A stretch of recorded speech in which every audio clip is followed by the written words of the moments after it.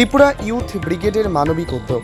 আজ আগরতলা শহরের ব্যস্ততম দুর্গা চৌমুহনী থানার বিপরীত পাশে রাস্তায় পড়ে থাকা এক অচেনা অসুস্থ ব্যক্তিকে ত্রিপুরা ইউথ ব্রিগেডের সদস্যরা উদ্ধার করে হাসপাতালে পাঠান। স্থানীয়রা জানান, বেশ কিছুক্ষণ ধরে রাস্তার ধারে পড়েছিলেন ওই ব্যক্তি। কেউ এগিয়ে না এলে ঘটনাস্থলে উপস্থিত ত্রিপুরা ইউথ ব্রিগেডের সদস্যরা দ্রুত প্রশাসনকে ফোন করেন। এরপর পুলিশের সহযোগিতায় এই অসুস্থ ব্যক্তিকে দ্রুত হাসপাতালে ভর্তি করা হয়।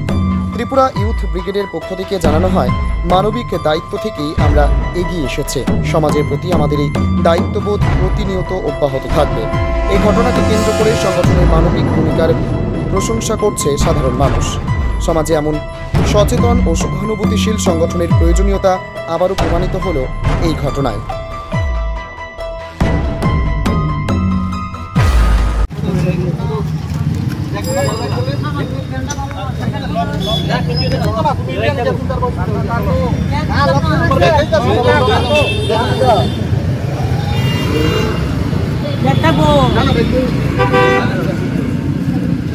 পিছনে পিছনে পিছনে